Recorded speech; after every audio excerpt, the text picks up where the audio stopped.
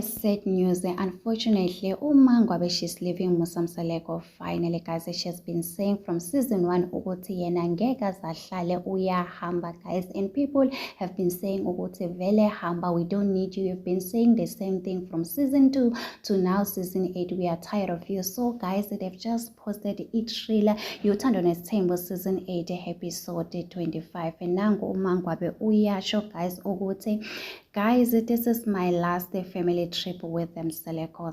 I am finally leaving Musamsaleko, guys. The people are really not happy right now, saying ukuthi hayibo ngempela uMangwabe uyahamba, guys. And people are blaming uSamke ukuthi if it wasn't for Samke, uMangwabe, she was going to stay kule relationship with Thembo saka Musamsaleko. So people are saying ukuthi if she's leaving, why a few weeks ago Musamsaleko posted Umangwabe? Do you still remember when Zne went to that podcast? She did mention ukuthi they are done with Uthandwa Nesithembu season 8. It was last year around August.